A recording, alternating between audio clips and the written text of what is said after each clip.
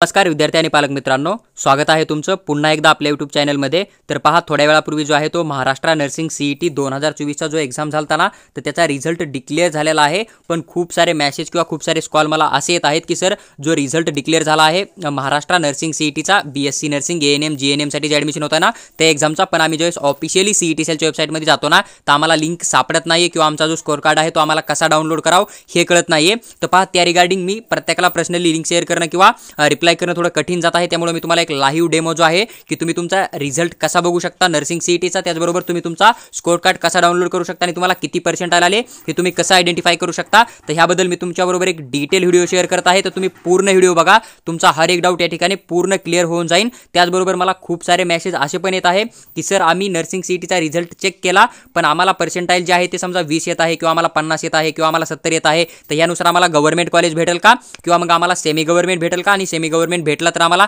कॅटेगरीचं benefit भेटेल का, किंवा प्रायव्हेट कॉलेज मिळाला तर आम्हाला स्कॉलरशिप मिळते का, किंवा प्रायव्हेट कॉलेज मिळेल का नाही, हे तुमचे पूर्ण डाऊट आहेत। बरेच विद्यार्थ्यांचे असे डाऊट आहे की सर, आम्ही एक्झाम क्वालिफाय आहे का नाही, आम्हाला कॅटेगरीनुसार काउन्सिलिंग मध्ये पार्टिसिपेट करण्यासाठी मिनिमम किती स्कोर हवा। तर हे जे काय तुमचे पूर्ण डाऊट आहे ना, तर त्याबद्दल मी तुम्हाला एक पूर्ण डिटेलमध्ये व्हिडिओ संध्याकाळपर्यंत शेअर करण्याचा नक्की प्रयत्न करेन। तर पहा, आता आपला मेन टॉपिक हाच आहे की तुम्ही लाईव्ह रिझल्ट कसा बघू शकता। तर पहा, सगळ्यात अगोदर तुम्हाला गुगलवर चेक करणं पडेल, CET सेल हे नाव तुम्हाला सर्च करणं पडेल। ज्यावेळेस तुम्ही गुगलवर CET सेल असं नाव सर्च कराल ना, तर त्यावेळेस तुमच्यासमोर एक ऑफिशियल वेबसाईट दिसून येईल, जी की तुम्हाला फर्स्ट नंबरची वेबसाईट दिसते ना CET सेलची। तर या ठिकाणी तुम्ही क्लिक केल्याच्या नंतर तुम्ही ऑफिशियल वेबसाईटमध्ये तुमची एंट्री होऊन जाईल आणि तुमच्यासमोर एक फ्रंट पेज बघायला भेटेल। या ठिकाणी जर समजा तुम्ही राईट साईडला बघितलं तर तुम्हाला या ठिकाणी एक candidate registration for academic year 2024-25 बघायला भेटेल। समजा ज्यावेळेस ऑफिशियली तुम्ही यावर क्लिक करताल त्यावेळेस तुम्हाला एक तुमच्यासमोर ऑफिशियल इंटरफेस ओपन होऊन जाईल आणि त्यानंतर तुम्ही तुमचा रिझल्ट चेक करू शकता। जसं की इकडे बघा, तुम्हाला या ठिकाणी लेफ्ट साईडला साइन इन ऑप्शन बघायला भेटतं। या ठिकाणी तुम्हाला साइन इन मिळत आहे। तर या ठिकाणी हे बोलत आहे की तुम्हाला रजिस्टर्ड ईमेल ID टाकणं पडेल,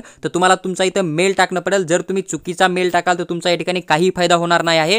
तुम्ही जो तुमचा रजिस्ट्रेशन फॉर्म फिल केलता ना नर्सिंग CET चा एक्झाम देण्यासाठी 2024 ला, तर त्या ठिकाणी तुम्ही जो मेल ID टाकला होता तोच मेल ID तुम्हाला या ठिकाणी टाकणं पडेल। तुम्ही जर वेगळा मेल ID यूज कराल तर तुमचा रिझल्ट तुम्हाला दिसणार नाही आहे, ही गोष्ट तुम्ही लक्षात घेऊ शकता। त्याचबरोबर तुम्हाला या ठिकाणी पासवर्ड टाकणं पडेल। पासवर्ड कोणता टाकणं पडेल, तर जो पासवर्ड तुम्ही ॲप्लिकेशन फॉर्म फिल करताना रजिस्ट्रेशन करताना मेल ID टाकला होता आणि तिथं जो पासवर्ड तुम्ही यूज केलता, पासवर्ड बनवला होता ना, तो सेम पासवर्ड तुम्हाला या ठिकाणी फिल करणं पडेल। त्याच वेळेस तुमचा जो आहे तो या ठिकाणी लॉग इन होऊन तुम्हाला तुमचा स्कोर कार्ड बघायला भेटेल किंवा तुमचा रिझल्ट या ठिकाणी डाउनलोड होऊन जाईल। तुम्ही या दोन्ही इन्फॉर्मेशन ज्यावेळेस फिल कराल त्यावेळेस तुम्हाला इथं साइन इनच्या वर क्लिक करणं पडेल। मग नंतर तुमच्यासमोर आणखीन एक पेज ओपन होईल, त्या ठिकाणी मग नंतर तुम्ही तुमचा रिझल्ट डाउनलोड करू शकता। तर मी या ठिकाणी जो रजिस्टर्ड मेल आहे तो फिल करतो, त्यानंतर पासवर्ड टाकतो आणि नंतर नवीन पेजमध्ये जातो आणि मग तुम्हाला या ठिकाणी आयडेंटिफाय होईल की आपण आपला रिझल्ट जे आहे ते कशा पद्धतीने चेक करू शकतो।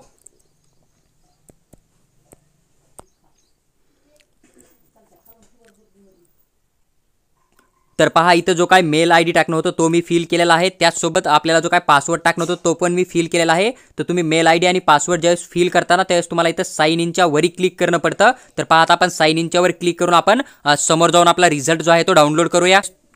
ज्यावेळेस तुम्ही तुमचा ID पासवर्ड टाकून ऑफिशियल साइन इनवर क्लिक कराल त्यावेळेस तुमच्यासमोर आणखीन एक इंटरफेस ओपन होईल। तर तुम्हाला या ठिकाणी तुमचं पूर्ण नाव वगैरे या ठिकाणी डिटेल इन्फॉर्मेशन भेटून जाईल। समजा जर तुम्ही PDF ला थोडं स्क्रोल डाऊन केलं आणि घेऊन आलात तर तुम्हाला या ठिकाणी खूप सारे ऑप्शन बघायला भेटतील। जसं की तुम्हाला या ठिकाणी रजिस्ट्रेशन दिसतं, प्रोफाईल दिसते, हॉल तिकीटसाठी किंवा ॲडमिट कार्ड जर तुमचा डाउनलोड करायचा असेल तुमच्याकडे नसेल तर काउन्सिलिंगसाठी तुम्हाला लागतो, तो पण तुम्ही या ठिकाणी डाउनलोड करून तुमच्याजवळ आता पण डाउनलोड करून ठेवू शकता। समजा त्यानंतर जर तुम्ही खाली बघितलं तुम्हाला या ठिकाणी एक स्कोर कार्ड असं एक ऑप्शन येतं। समजा तुम्हाला त्या स्कोर कार्डवर क्लिक करणं आहे, जसं तुम्ही याच्यावर क्लिक कराल तसा तुमचा रिझल्ट ऑटोमॅटिक डाउनलोड होतो। तुम्हाला काहीही प्रोसेस करायची गरज नाहीये। तुम्हाला जस्ट हा जो स्कोर कार्ड आहे ना त्याच्यावरती क्लिक करणं पडेल। तर पहा, आता मी याच्यावरती क्लिक करतो तर जस्ट तुम्हाला या ठिकाणी ऑप्शन दिसताय, तुम्ही कोणत्या कोर्ससाठी करू शकताय। तर सध्या फक्त महाराष्ट्र नर्सिंग CET चाच रिझल्ट या ठिकाणी तुम्हाला दिसतो, त्याच्यामुळे तुम्ही हेच एक ऑप्शन तुमच्यापाशी या ठिकाणी अवेलेबल असेल तर तुम्ही याच्यावर क्लिक कराल तर तुमचा स्कोर कार्ड या ठिकाणी ऑटोमॅटिक तुम्हाला डाउनलोड करण्याचा ऑप्शन भेटून जाईल। पहा, या ठिकाणी जर समजा तुम्ही बघितलं ऑफिशियली तर तुम्हाला इथं पूर्ण तुमची इन्फॉर्मेशन मिळून जाते।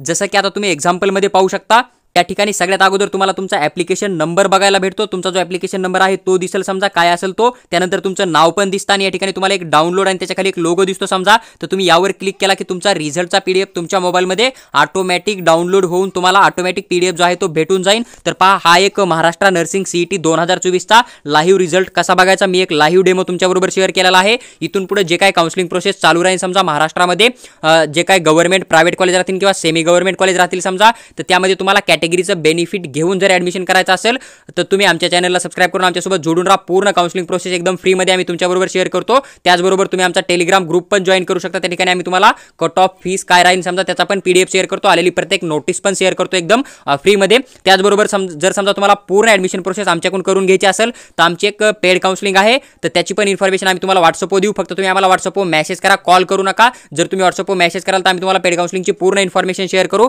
त्याचबरोबर जर समजा तुम्हाला आमच्याकडून पर्सनल गाईडन्स हवा असेल, प्रत्येक अपडेट तुम्हाला पर्सनली शेअर करून हवे असेल किंवा तुम्हाला आमच्यासोबत कॉलवर बोलून तुमचा प्रत्येक डाऊट सॉल्व्ह करायचा असेल, कोणत्या कॉलेजमध्ये किती फीस असते, कोणत्या कॅटेगरीला किती फीस असते याची जर इन्फॉर्मेशन हवी असेल तर आमचा एक पर्सनल गाईड कोर्स आहे, त्याचा एक 500 रुपीज तुम्हाला चार्ज बघायला भेटतो. तर तुम्ही व्हॉट्सअपवर आम्हाला पेमेंट करून स्क्रीनशॉट टाका, आम्ही आमचा पर्सनल नंबर ते तुम्हाला शेअर करू आणि तुमचा प्रत्येक डाऊट जो आहे तो कॉल घेऊन किंवा व्हॉट्सअपवर तुम्हाला पर्सनली सॉल्व्ह करण्याचा पूर्ण प्रयत्न करू.